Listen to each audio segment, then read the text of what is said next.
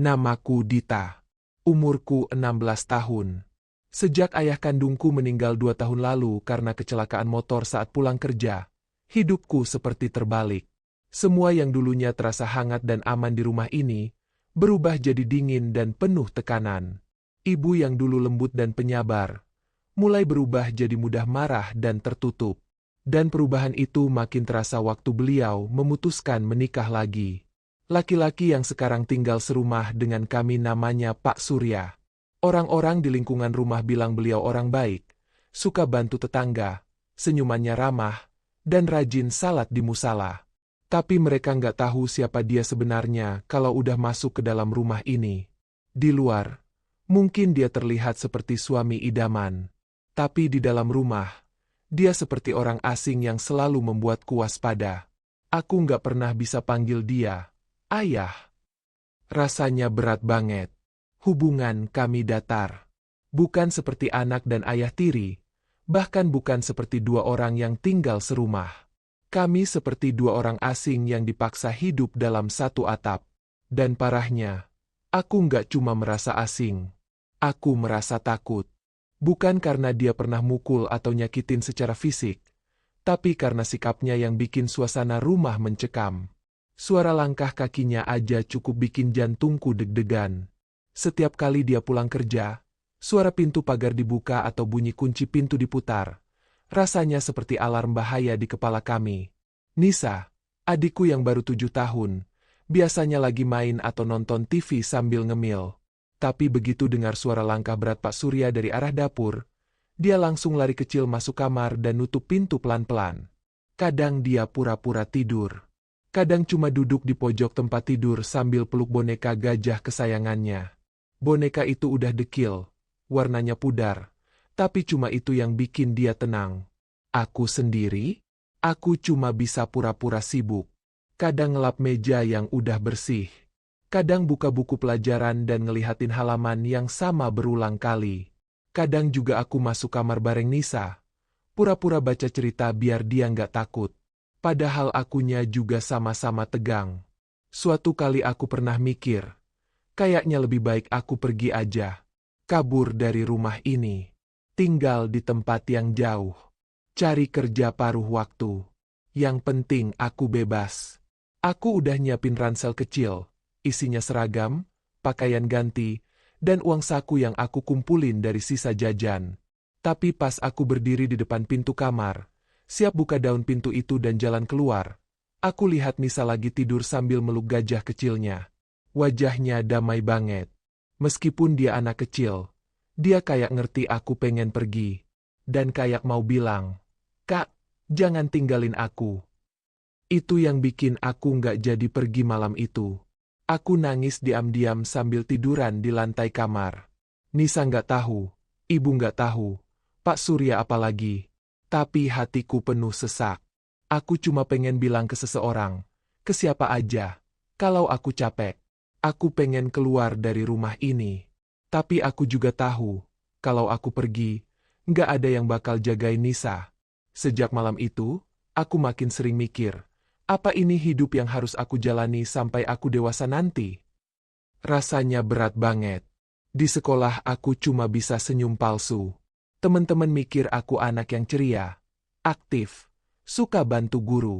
Tapi mereka nggak tahu, setiap pulang sekolah aku cuma pengen cepat sampai kamar, ngeluk Nisa, dan berharap hari itu cepat berlalu. Nisa makin sering diam. Dulu dia anak yang cerewet. Suka nyanyi-nyanyi kecil walau suaranya sumbang. Tapi sekarang, dia lebih sering duduk di dekat aku sambil mainin boneka. Kadang dia bisik, "Kak, Bapak tadi marah lagi. Nggak suka aku main di ruang tamu." Aku cuma bisa elus rambutnya. Meski dalam hati aku geram. Dia masih kecil. Masa dia harus ngerasa kayak tamu di rumah sendiri? Aku pengen cerita ke ibu lagi. Tapi sejak aku pernah dimarahin waktu pertama kali ngomong, aku jadi trauma sendiri. Ibu seperti nggak mau denger. Kayak dia tutup mata, tutup telinga, dan percaya 100% sama suami barunya. Aku mulai nulis surat ke ibu. Bukan buat dikasih, tapi buat aku tumpahin isi hati. Satu malam, Aku nulis kayak gini. Bu, maaf kalau aku sering kelihatan membantah. Tapi aku cuma ingin ibu tahu. Aku nggak nyaman. Aku takut. Setiap malam aku tidur sambil waspada. Setiap hari aku jaga Nisa kayak aku orang tuanya. Aku tahu ibu sayang kami. Tapi kenapa rasanya kayak kami bukan prioritas? Kami butuh ibu, bukan cuma secara fisik, tapi secara hati.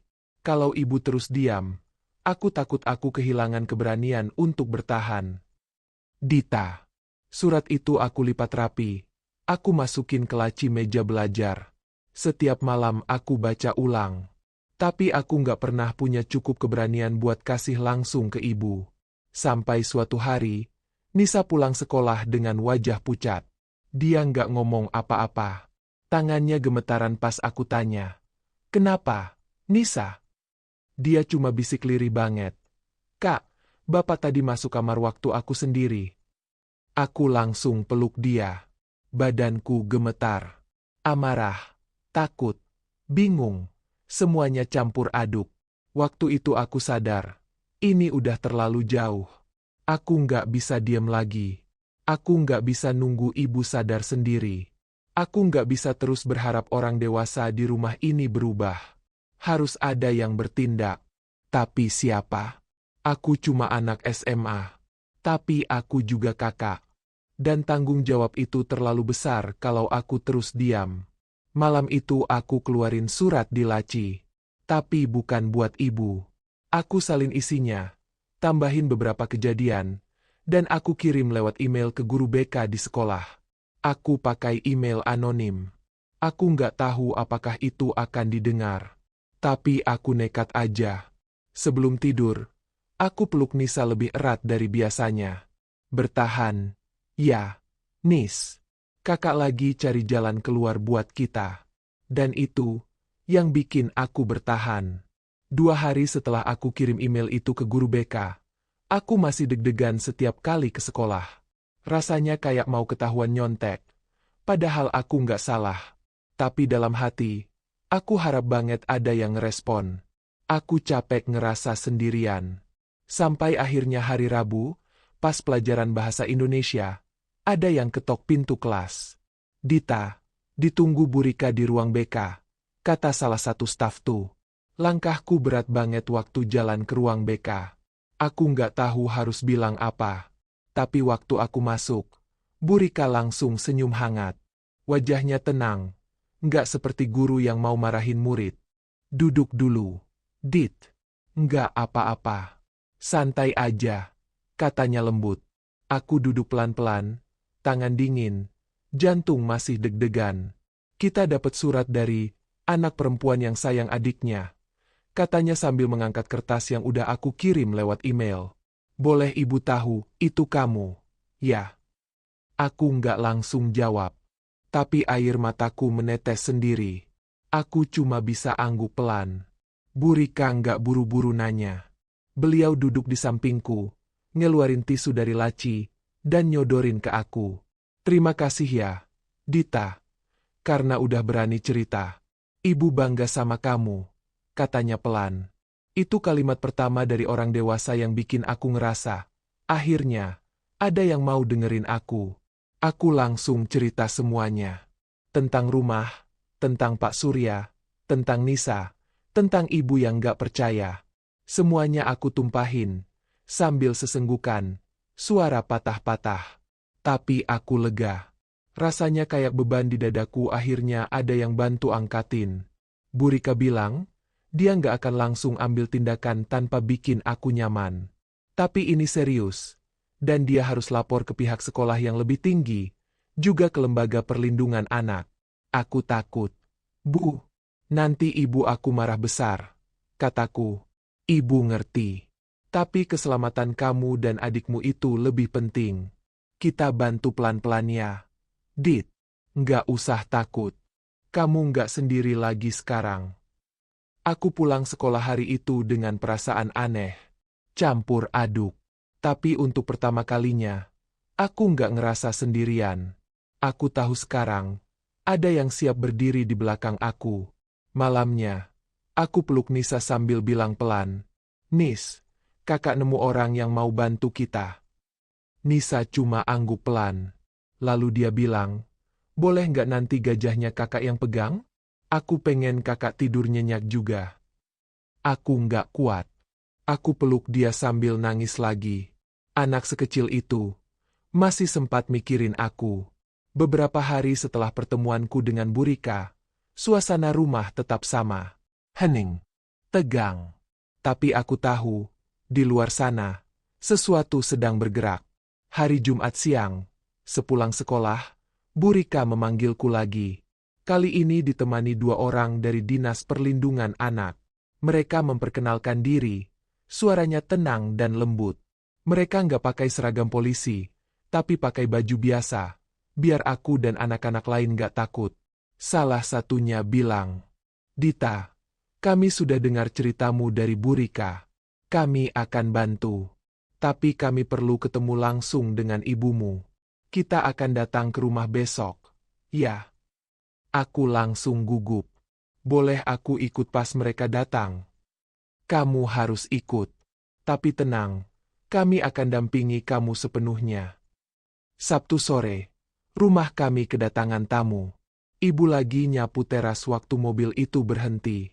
Pak Surya ada di ruang tengah nonton TV. Waktu ibu lihat mereka turun dari mobil dan memperkenalkan diri, wajahnya langsung berubah tegang. Kenapa ini? Tanya ibu pelan. Aku cuma berdiri di belakang mereka, deg-degan setengah mati. Tapi aku tahu, ini waktunya kebenaran keluar. Salah satu petugas duduk dengan sopan di ruang tamu, sambil buka percakapan pelan-pelan. Mereka cerita bahwa ada laporan dari sekolah, dan mereka ingin memastikan keselamatan anak-anak di rumah ini. Pak Surya awalnya diam. Tapi ketika salah satu petugas tanya tentang kebiasaannya di rumah, dia mulai tersinggung. Ini rumah saya. Saya yang nafkahi anak dan istri. Kalian gak punya hak masuk-masuk ke urusan rumah tangga saya. Bentaknya. Nisa langsung lari masuk kamar. Aku berdiri, menggigil. Tapi petugas tetap tenang. Izin. Pak, kami datang bukan buat cari masalah. Kami cuma ingin memastikan tidak ada yang merasa terancam atau tidak aman. Lalu petugas menoleh ke ibu. Bu, kami tahu ini berat. Tapi kami mohon, dengarkan Dita. Anak ibu sudah lama menanggung semuanya sendiri. Ibu diam. Matanya mulai berkaca-kaca. Aku maju pelan-pelan. Suaraku gemetar. Tapi akhirnya aku bisa bilang, Bu, aku nggak bohong. Aku cuma pengen ibu tahu. Kami nggak bahagia. Kami takut. Aku capek. Nisa juga. Dia cuma anak kecil. Bu, dia butuh ibu, bukan cuma secara fisik, tapi secara hati. Ibu nangis. Pelan. Tapi tangis itu jujur. Aku tahu, ada sesuatu dalam dirinya yang akhirnya runtuh. Mungkin selama ini dia pura-pura kuat, pura-pura baik-baik aja. Tapi hari itu, semuanya nggak bisa ditutup-tutupi lagi. Pak Surya akhirnya disarankan untuk sementara waktu tinggal terpisah. Pihak dinas bilang mereka akan dampingi ibu secara psikologis dan bantu proses konseling keluarga. Nggak langsung selesai, tapi langkah pertama udah diambil. Malam itu, rumah ini untuk pertama kalinya terasa lega. Sunyi, tapi bukan sunyi yang menakutkan. Nisa tidur dengan posisi badan lurus, nggak meringkuk kayak biasanya. Dan aku bisa menghela napas panjang sambil menatap langit-langit kamar. Aku belum keluar dari rumah ini, tapi rumah ini akhirnya terbuka. Akhirnya. Sudah 2 minggu sejak hari itu. Pak Surya nggak lagi tinggal di rumah. Nggak ada suara bentakan tiba-tiba. Nggak ada tatapan tajam yang bikin kami terdiam. Rumah ini sekarang lebih tenang. Masih sepi, tapi nggak menakutkan. Ibu juga berubah. Dia mulai banyak diam di awal-awal. Mungkin masih kaget dengan semuanya. Tapi hari demi hari, beliau mulai pelan-pelan mendekat. Dia masakin sarapan buat aku dan Nisa lagi. Dia mulai duduk di meja makan bareng, dengerin cerita sekolah kami. Satu malam, ibu datang ke kamarku. Aku lagi bantuin Nisa ngerjain PR waktu pintu diketuk pelan. Dit, boleh ibu masuk? Aku dan Nisa langsung berhenti nulis. Aku angguk pelan. Ibu duduk di tepi ranjang. Matanya sembab. Tapi kali ini, nggak ada kemarahan di sana. Cuma sedih dan penyesalan. Maafin ibu, ya, nak, katanya sambil mulai menangis. Ibu terlalu sibuk ngejar rasa aman buat diri sendiri, sampai lupa kalau kalian yang paling butuh dilindungi. Aku nggak jawab apa-apa, tapi aku peluk beliau. Pelukan pertama setelah sekian lama. Dan malam itu, tangis kami menyatu. Tangis yang udah lama ditahan-tahan. Beberapa hari kemudian, aku dan Nisa mulai ikut sesi konseling bareng psikolog yang ditunjuk oleh Dinas Perlindungan Anak. Kami cerita apa yang kami rasain, hal-hal yang selama ini kami simpan rapat. Rasanya lega. Seolah luka yang selama ini dipendam pelan-pelan dibersihkan. Ibu juga ikut sesi khusus untuk orang tua. Beliau belajar untuk jadi lebih terbuka dan mendengarkan. Bukan berarti semuanya langsung baik-baik aja. Tapi rumah ini udah mulai punya cahaya lagi. Nisa mulai nyanyi-nyanyi kecil lagi di pagi hari. Dia udah berani main di ruang tamu. Dan dia kasih boneka gajahnya ke aku lagi. Sambil bilang, "Kak, sekarang aku udah berani tidur sendiri. Kakak simpan gajah ya. Kalau kakak sedih, peluk aja." Aku senyum sambil angguk. Dan malam itu, sebelum tidur, aku sempat nulis di buku harianku. Aku dulu pengen keluar dari rumah ini, karena kupikir itu satu-satunya cara untuk selamat. Tapi sekarang aku tahu, kadang bukan rumah yang harus ditinggalkan. Kadang rumah bisa diperbaiki, kalau orang-orang di dalamnya mau berubah.